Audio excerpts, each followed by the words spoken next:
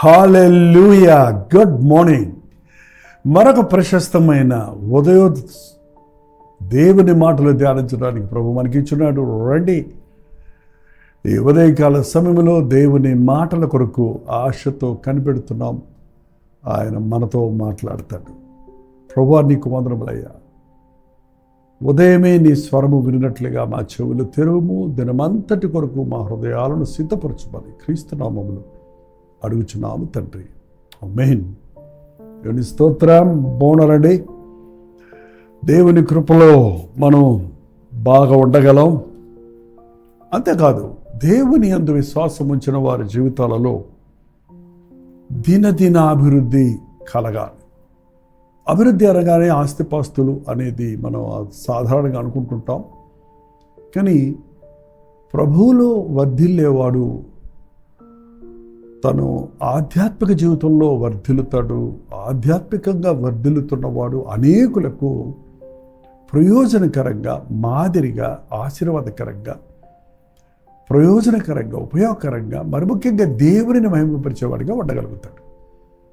కొంతమంది జీవితంలో ఎటువంటి ఆశీర్వాదం లేక ఎదుగు బొద్దుగు లేని జీవితాలు ఉండటం, ఇటు లోకరీతిగాని కానివ్వండి, అటు ఆధ్యాత్మిక జీవితంలో కానివ్వండి, ఏ అభివృద్ధి లేని వారిగా ఉండిపోవటం చాలా విచారకరమైన విషయం. ఒక వ్యక్తి ఆత్మలో వర్ధిల్లుచున్నప్పుడు అన్ని విషయాల్లోనూ వర్ధిల్లుతాడు. అది చెప్పనవసరం లేదు. దేవుడు నిన్ను ఆశీర్వదించినప్పుడు అది ఎన్నటికీ ఆశీర్వాదకరంగా ఉంటుంది. మనం వాడికి ఆశీర్వాదాల మీద ఆశ లేదు కాబట్టి మీకు అది దొరకటం లేదు అన్నట్టు దేవుని వాక్యంలో చెప్పబడుతుంది. మీరు అడగలేదు కాబట్టి మీకు దొరకలేదు అని ప్రభువు చెప్పాడు. మీరు ఎప్పుడైనా నన్ను ఆశీర్వదించు ప్రభువా అని అడిగారా?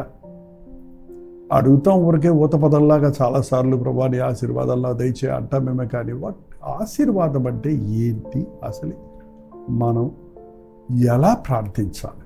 ఇవాళ శుక్రవారం కదండి. కల్వరి చర్చిలో ఉపవాస ప్రార్థన ఉంది. ప్రతి వారం 2 సార్లు ఉపవాసం ఉండి ప్రార్థించడం మనకెంతో ప్రయోజనకరమైంది. మీరు కూడా మీ వ్యక్తిగత జీవితాల్లో, మీ చర్చెస్లో ఉపవాస ప్రార్థనలో పాల్గొనండి. ఆధ్యాత్మికంగా మీరు మరింతగా బలపడతారు. ఒకసారి ద్వితీయ దినవృత్తాంతములు 1వ గ్రంథము 4వ అధ్యాయము 10వ వచనం చదువుతున్నాను వినండి. దినవృత్తాంతములు 1వ దినవృత్తాంతములు 4వ అధ్యాయము 10వ వచనం. ఎబ్బేజు ఇశ్రాయేలుల దేవుని గురించి మొర్రపెట్టి, నీవు నన్ను నిశ్చయముగా ఆశీర్వదించి. ఎబ్బేజు ఇశ్రాయేలుల దేవుని గురించి మొర్రపెట్టి. దేవుని వాక్యములో ఉన్న పదాలండి మనం బాగా అర్థం చేసుకుంటే బాగా మన ఆధ్యాత్మిక జీవితంలో వర్ధిల్లగలుగుతాం. ప్రార్థించి అనలేదు అక్కడ, మొర్రపెట్టి. మొర అనేది ఒక మాటతో ముగిసేది కాదు, మరల అడిగేది. హృదయాంతరేంద్రియాల్లో నుంచి వచ్చే మొరలు, కేకలు.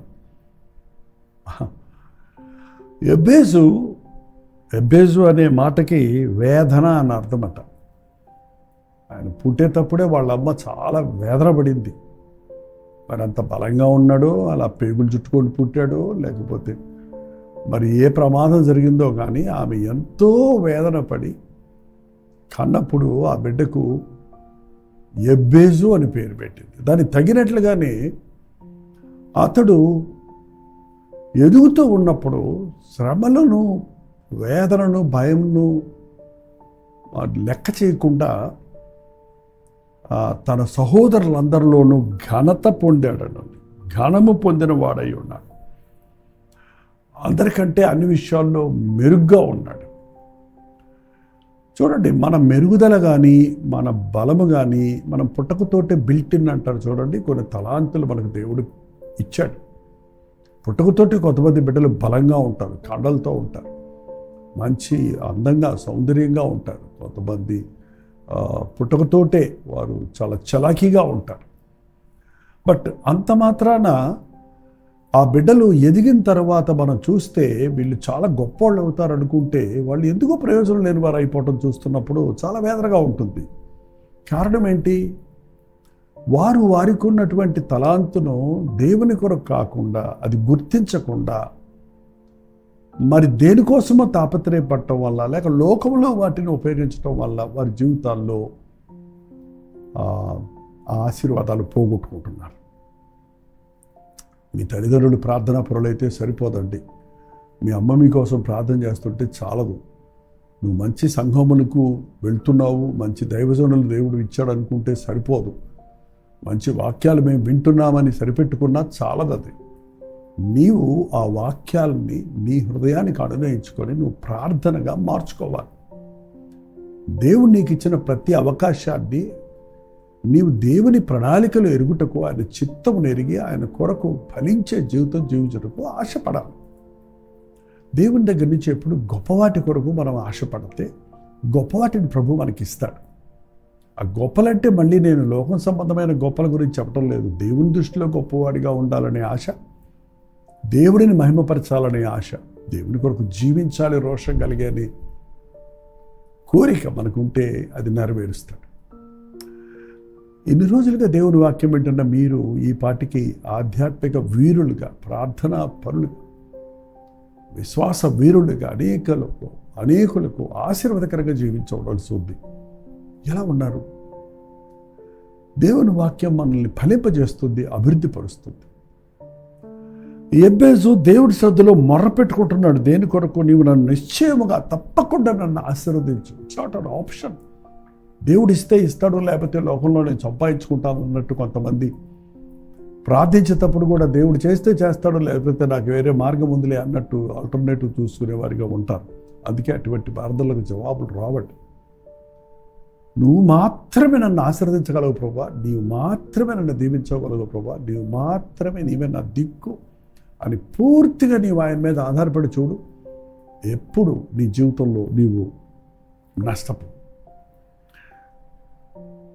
నీవు నన్ను నిశ్చయముగా ఆశీర్వదించి నా సరిహద్దులను విశాలపరచు.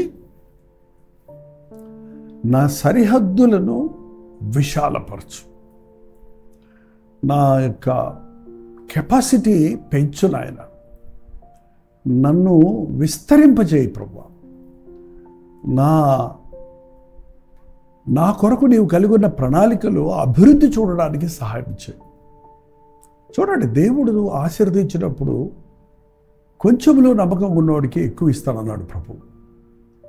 దేవుడు నిన్ను ఒక స్థితిలో ఉంచినప్పుడు నీవు అందులో కృతజ్ఞత కలిగి ఉంటే, ఆ చిన్నింటిలో దేవుని నీవు మహిమపరిస్తే నీకు పెద్దిల్లు ఇవ్వడానికి ఆయన ఆశ కలిగి ఉన్నాడు. బతుకంతా ఆ సింగిల్ బెడ్రూమ్ గదిలోనే పడి ఉండాలన్నది దేవుని ప్రణాళిక కానే కాదు.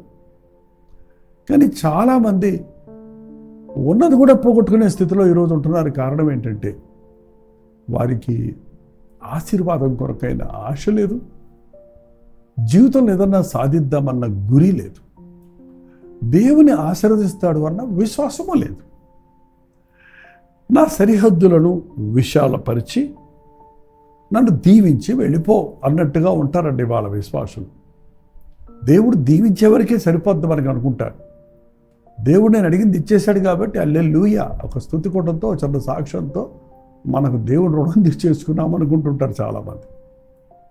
కానీ ఎబ్బేసు ప్రార్థన గమనిస్తే, నువ్వు నన్ను ఆశీర్వదించయ్యా, నీ ఫేవర్ నాకు కావాలి, నీ దృష్టిలో నేను ఇష్టడుగా ఉండాలి, నీ ఆశీర్వాదం కావాలని అడిగేవారు గుర్తుపెట్టుకోండి, దేవునికి ఇష్టలుగా ఉండాలి. ఆయనకి ఇష్టలైన వారిని అత్యధికంగా ఆశీర్వదిస్తాడు. దేవుడిని ఎంత ఆశీర్వదిస్తున్నా నీవు నీ ఇష్టానుసారంగా జీవిస్తుంటే దానివల్ల నీ ఆశీర్వాదాలు ఆగిపోతాయండి. దానివల్ల ప్రయోజనం లేదు. నన్ను ఆశీర్వదించు, నా సరిహద్దులు విశాలపరచు. ఇంకో మంచి మాట ఉంది, దయచేసి విశాలపరిచి నీ చెయ్యి నాకు తోడుగా దయచేసి నాకు ఆశీర్వదించు, నీ చెయ్యి నాకు తోడుగా ఉంచు, నువ్వు నాతో ఉండు. హల్లెలూయా. ఆశీర్వాదాలు వచ్చాయి ప్రభా, టాటా చాలు అనేటట్టుగా ఉండకూడదండి. ఆశీర్వాదాలను నాకు ఇచ్చి నీ చెయ్యి నువ్వు నాకు తోడుండు, నువ్వు నాతోటే ఉండు. ఇదేదో ఇచ్చేసావు, అదేదో సరిపోద్దు నాకు అనుకోవటం కాదండి. దేవుని తోడు మనకు కావాలి.